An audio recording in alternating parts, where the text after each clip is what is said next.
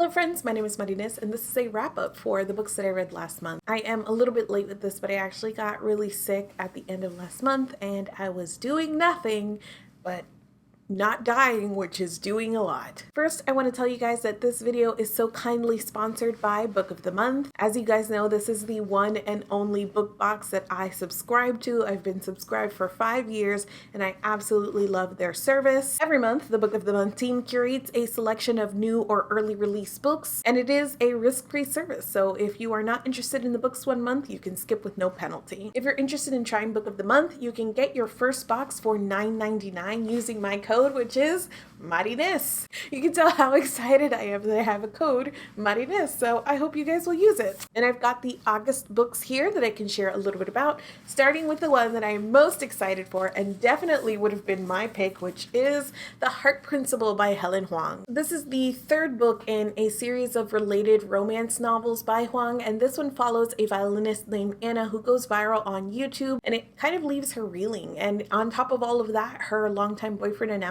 that he wants an open relationship before he can commit. So she sort of decides that if he wants an open relationship, she does too, and that's when she meets Quan, who we have met in the other two books, and I'm really excited to get his story finally. Next is Once There Were Wolves by Charlotte McConaughey. This is a story of two twin sisters that go to Scotland to reintroduce wolves into the wild, but when someone turns up dead in the town, Inti knows who they're going to blame, the wolves, and so she tries to figure out what actually happened before they can blame the wolves. And throughout this, it is also a story of healing and coming to terms with some traumatic things that have happened to Inti and her twin sister Aggie. Next is Damnation Spring by Ash Davidson. This is a historical fiction story about a family of loggers, and the dad wants more for his son than just to go into logging, and so he ends up buying a new family business. Meanwhile, the mother Colleen has been going through a series of miscarriages, and so she's being confronted with the fact that maybe the chemicals that they use as loggers is what's behind these miscarriages. Next, we have The Inheritance of Orquídea Divina by Zoraida Cordova. The three Montoya sisters are used to their family being a little bit weird or things happening without explanation. They also never leave their hometown until their relative, Orquídea Divina, invites them to attend her funeral and to gather their inheritance. 7 years later, that inheritance has manifested as different powers for the three sisters, and then a dark figure from Orquídea's past arrives and is determined to basically take out her entire line, so the three sisters have to travel to Ecuador to basically uncover all of the secrets of Orquídea's line and her powers. And finally, Not a Happy Family by Sherry Lapina. This is the story of a very wealthy family. The mom and dad are murdered after Easter dinner with their 3 adult children, and so of course the question becomes, did one of the kids kill their parents? Are any of them capable of doing that? Thank you so much to Book of the Month for sponsoring this video, and thank you to you guys for your attention. And again, if you want to take advantage of that $9.99 deal, the code is Marinis. Okay, and now on to the books that I read last month. First up is Malibu Rising by Taylor Jenkins Reid. This was the House Salt Book Club pick for June, so we do have a video up talking about this. The live show was actually in July. We postponed this and I read this in July because, you know me, I always read the book right before the live show. This is my third Taylor Jenkins Reid book, so I have read The Seven Husbands of Evelyn Hugo and Daisy Jones and the Six, and I would say that overall the experience of this landed in between those two things. I enjoyed The Seven Husbands of Evelyn Hugo the most, then comes Malibu Rising, and then Daisy Jones and the Six was the least enjoyable to me, particularly because the ending kind of ruined that book for me, but that's another video. The format of this book was interesting and it makes it a little difficult to kind of get the plot summary together. But basically you're following 4 siblings. You have Nina, who is a supermodel, Jay, who is a famous surfer, Hud, who is a famous photographer, most known for taking pictures of his brother Jay, and their little sister Kit. And they are the children of Mick Riva, who is like a big time rock and roll star. So we start on the day of like this big infamous rich people, famous people party that Nina throws every year. But then we're also going back in time to see how Mick met their mother and the relationship that they had. They're on and off again relationship, during which we also see that Mick wasn't very present in his children's lives. And then we reach the point of the party, and the second half of this book is going through the party and how a lot of lives change and a lot of things come to a head the night of this party. I think one of the things Taylor Jenkins Reid does the best is create these really complex 3-dimensional characters characters that you are willing to put some feelings into. And I felt that way about Daisy Jones and Evelyn Hugo. They were messy characters, but I was rooting for them, and I was like frustrated when they were doing things that were obviously not great. Unfortunately, I felt like Nina Riva, who is arguably the main character of this ensemble cast, doesn't shine as brightly as either Evelyn or Daisy, and so it became a little bit more difficult to pour feelings into her, specifically because her whole thing is that she's kind of a doormat. She's always just gone with what everybody else wanted her to do. She's been the most responsible one in her family. She had to hold her family together because her father wasn't around and her mother was an alcoholic. So it made a lot of sense for her characterization, and my feelings went out to her circumstances, but it also kind of hindered her personality, and so it didn't shine as bright, especially because we had all of these other characters and elements going on in the story as well. I think that my other biggest issue with it was that formatting of it. I think that this feels cleaved in two. It feels like almost two different books. And I think you definitely need both halves of the story. You need the stuff in the past and you need the party, but there was a way to better integrate these instead of having flashbacks and then party. I think you really could have started at the party and then woven in those flashbacks and moments at the party throughout, so it became a little bit more cohesive and seamless. Overall, though, I did think about this after I finished reading it. I walked away with the characters kind of embedded in my mind and their circumstances embedded in my mind, and it is something that I think I would reread, because whenever I think about it, I don't know, I feel a little bit of heartache and gut punch that goes along with it. The other thing I will say about this in comparison to the other books is that TJR's endings in those two books that I have read have a very distinct flavor. I think that is part of what ruined Daisy Jones and the Six for me, is that it was an ending that felt a little bit repeated from Evelyn Hugo, and also it made no sense in Daisy Jones and actually actively worked against the story she had already told. If you think about that ending and how it colors the rest of the story, honestly, it just it made me so angry. So I think I was setting myself up for a TJR ending in this, I was braced for it, and the ending felt a little anticlimactic, but I think that was mostly my expectations. And it gives me a good giggle to think that TJR did it on purpose. And she's like, I know what you guys are expecting.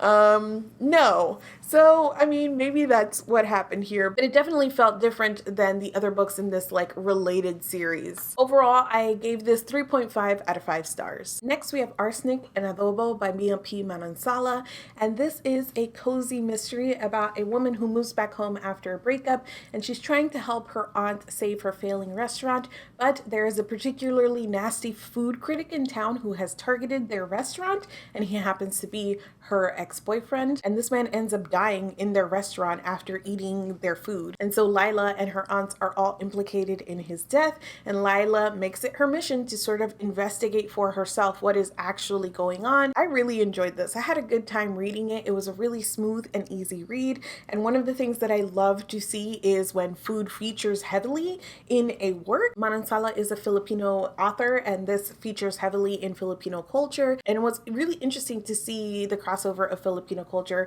to what I'm used to, which is Dominican Caribbean culture. All of the things that were described, even if they weren't exactly like dishes that I was super familiar with, a lot of the ingredients and things like that were familiar to me, and my mouth was watering the entire time. There were a couple of moments where I felt like the food element went a little overboard just because of the nature of this being a mystery and involving death. So there were times where it'd be like, oh my god, a dead body, and then I don't know, a recipe, and I was reeling a little bit. But overall, I thought that the integration of the food element was well done. Because it is a cozy mystery, there is violence, but not a lot of gore, and it is an amateur sleuth, right? She's looking into this because it's her family, and some of those detective elements were not exactly what I prefer in my mysteries, so it ended up being a little bit repetitive what she was doing. She was just visiting people and asking the same sets of questions, so it didn't really feel like investigative work. It didn't feel heavy enough in that aspect to fulfill like what I typically like in mysteries. Also, we get introduced to a number of characters here that you can tell will play more in like the ongoing series, because this is a series, but for this purpose felt a little undone in this book. Like I was dying to know more about some of the characters we met and like how that would go, but you're just kind of left a little bit hanging. All of that said, I am definitely going to read the next one in the series, and I can see this being sort of just like a comfort read, something that I would reread as well, and that, like I said, was overall really enjoyable and well done for a cozy mystery. So I gave this 3.5 out of 5 stars. Next, I read For the Wolf by Hannah Whitten. This is a fantasy romance that is a sort of take on Red Riding Hood. So there are 2 princesses in this kingdom. The first one will inherit the throne, she will rule, and the second one is for the wolf. So she is given to the wolf in these woods as basically an offering so that he will continue to protect them. Nobody really knows what happens to these women that go into the woods, but they never come back. And then also there is this other portion of it where Red, when she was growing up, her and her sister went to the woods, and something happened on that night that gave Red like some sort of abilities, but it's something that she keeps very close to her chest because she is scared about what happened that night and also what she is capable of. I enjoyed the atmosphere of this. This was a heavy vibes book. It had that like creepy woods thing going for it. It had the wintry but with the red sort of like aesthetic. It was incredibly atmospheric, which is something I love from a fantasy or a fantasy romance. So that portion of it was really good. I loved the elements that were inspired by Red Riding Hood, and I ended up really liking the relationship between Red and the wolf, even though he's kind of like the grumbly, kept to himself. A lot of this is like, just use your words, tell her what's going on, but he's like, no, sort of thing. And even though I don't usually like miscommunication plots, it was offset because I enjoyed their relationship enough and the tension that was created between the two of them. My biggest complaints with this, however, were that the beginning was overwritten. I think that you could take the first 100 pages and make them about 50. To be honest, I think that in trying to set up the world and sort of the high stakes, Whitten went about this by really being repetitive and really hamming up the angst to try and convince her readers like what a big deal it was that Red was going into the woods. I understand like the urge to do that as a writer, but I don't really think we needed all of that time and repetition to understand what the stakes were. Like I think right off the bat when you see the 2 sisters, one has to leave the other, she's scared, like that was enough for me, but it just kept going and going and going. This is a debut, and I think that as Whitten gets stronger as an author, those might be things that she's able to tighten and really get a grasp on setting down stakes and worlds without having to resort to this sort of repetition. But in this one, it did drag a little bit in the beginning, and then we kind of get to the wolf and we set up those stakes and that all ran smoothly. But the middle portion of the story, where it was just establishing the relationship and kind of moving along to the climax, also settled down in a repetitive way, in a way that I felt could have been tightened or that needed like an extra element or two to really make it feel full. I think I said this in a TikTok, but it kind of gave me like Helena at the palace in the middle of Shadow and Bone vibes. Like that's kind of how this felt, that we were kind of just going through some of the motions. But then the climax hit and the ending leaves you off on a note where you're like, obviously I have to read book 2. So even though I had mixed experience with some of the elements, it was overall enjoyable, and I would also give this one 3 or 3.5 out of 5 stars. Next, I read a graphic novel. This is Long Distance by Whitney Gardner, and this was sent to me by Simon Teen. This is the story of a girl who has to move from Portland to Seattle because one of her fathers got a new job, and she's really sad to leave behind her best friend, and she's really not happy with her father because they send her off to a summer camp basically to make some new friends. And so she arrives at the summer camp and she's very determined not to make friends because she has her best friends and she doesn't need anybody else.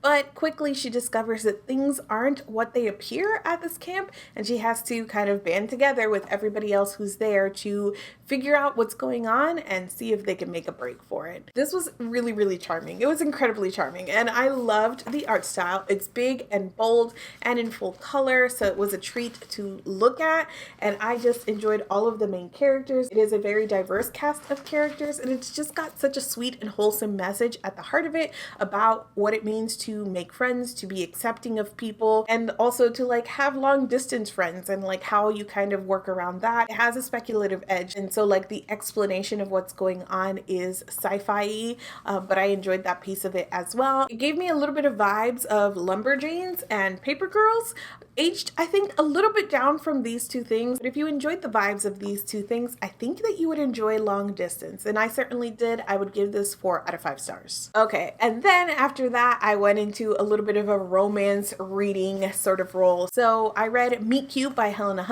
This is a story of a lawyer who does a pro bono like family law stuff, and so she basically is reconnected with somebody she went to college with and had something of a rivalry with. She also had a huge crush on him because he was like a teen star of a show that she really loved and enjoyed. So first she was a big fangirl, but then it developed into a rivalry. They lost contact a little bit and they are reunited because his parents passed away, and so he has become the guardian of his little sister. But there is an aunt in the picture who wants legal guardianship of the girl, and that's where our main character comes in. This is like a thing, and not really like a new thing, but definitely a thing, and it is like giving these like cutesy illustrated covers to romances that aren't necessarily cutesy. And so I saw Meet Cute in this cutesy cover and I was like, ooh, cool, like cute romance. It was not, it was heavy. It was about this guy who lost his parents and had to care for his sister, and there were so many like grief moments and heavy topics that came up, which is not a bad thing. I think it explored a lot of them well. I will say the thing that I didn't enjoy about this is that I thought that there were one too many like plot points. I have no idea why it was necessary for him to be like a teen TV show star, and then like even all of the stuff with them in college. I get setting something antagonistic up for them, but it felt so added on. And then the teen heartthrob thing was the thing that tipped it over into this place where I was like, those elements of the story don't match with this other story that we're telling. I think it tried to bring a little bit of levity into what was like a more serious like topic at hand, but it didn't work. It ended up like kind of clashing to me. Also, Meet Cute is a terrible title for this. I'm not even going to comment on like the thing of like the cutesy covers on more serious romances or whatnot, but Meet Cute was not a great title for the story at all. I object. It reminds me of People We Meet on Vacation. Terrible title for that story. They met no one on vacation. So anyways, I really enjoy Helena Hunting's romances. I enjoy her writing style. I like the characters that she creates, and I like the chemistry between them. So those things all checked out for me. Some of the plotting things did not in this one, and I would give it 3.5 out of 5 stars. And then I went to Seattle. So I went to Seattle with a group of my friends. We ended up at a bookstore, of course, and I wanted to purchase a book because I love bringing back souvenirs that like tie to places, and I wanted something to read on the plane because I had just brought my phone to read, nothing physical, and I ended up getting another Helena Hunting book. So I got The Good Luck Charm, and I had not realized when I picked this up that it is one of her hockey romances, which I love her hockey romances. I read the whole thing on the plane. It was a perfect plane reading. Something about her hockey romances are just so delicious to me. It is a second chance romance, and it was just incredibly readable and smooth, and it hit all of the notes that I enjoy in a second chance romance. So I ended up giving this one 4 out of 5 stars. And then finally, I reread The Kiss Quotient, and I read for the first time The Bride Test by Helen Hoang. When I first read The Kiss Quotient, I think I gave it 3.5 out of 5 stars, and as I was rereading it, especially the beginning, I was like, oh, what? I really like this. And I remember people really being hype about that book and really, really loving it. And I enjoyed it, but I didn't necessarily love it that much. And as I was rereading the beginning, I was like, I know I was wrong. This is excellent. And then the second half of the book kicked in and I was like, oh, I realized why this was like not for me. And it's because the second half hinges a lot on a miscommunication plot, which tons of romances do, but there was something particularly frustrating about this one for me because it wasn't an unwillingness to communicate that I understood. The entire story would have unraveled if one person had just said, oh no, you're mistaken. And when it gets to that point where it all hinges on just like one sentence of somebody just opening their mouth and being like, that's not how that happened, that's when it really starts to frustrate me, and it did in this one. And it's a shame because it is really, really well done. Otherwise, I just, the thing keeping them apart and sort of like the stubbornness to not say anything, or the stubbornness on both of their parts to like not see exactly what was in front of them, just started to wear on me, and it happened on a reread as well. So I still like, I reread it, I enjoyed it, I would continue to reread it, so it is still a very enjoyable story, but it isn't like an amazing, perfect book, and I know a lot of people feel this way about it. So I would keep my rating at 3.5 out of 5 stars. And then I had owned this. This was my May 2019 Book of the Month pick, and I never read it. I think because of the way that I kind of left off feeling with the Kiss Quotient. But I finally picked this up and I read it, and I like this one more than the Kiss Quotient. I don't know if that's like an unpopular opinion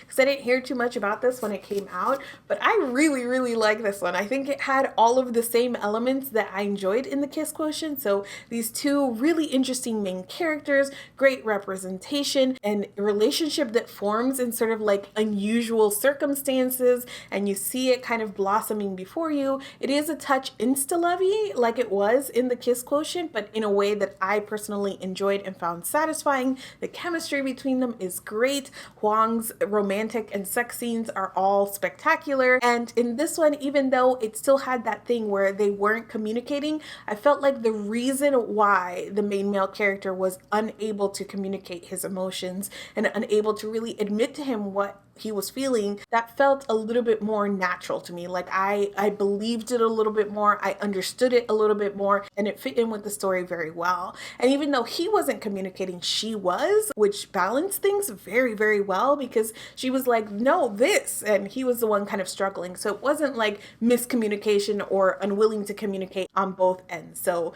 this actually, I think, did it better. I really had a great time. I read this in one sitting basically. So I ended up giving this one 4 out of 5 stars, maybe 4.5 out of 5 stars. I really liked it, which of course I did that reread and read the second one because I'm super excited about the heart principle, and I really like Juan, and he showed up in both books, and both times I'm like, tell me more about you. So I'm super excited to read this one, and now I'm all caught up so I can.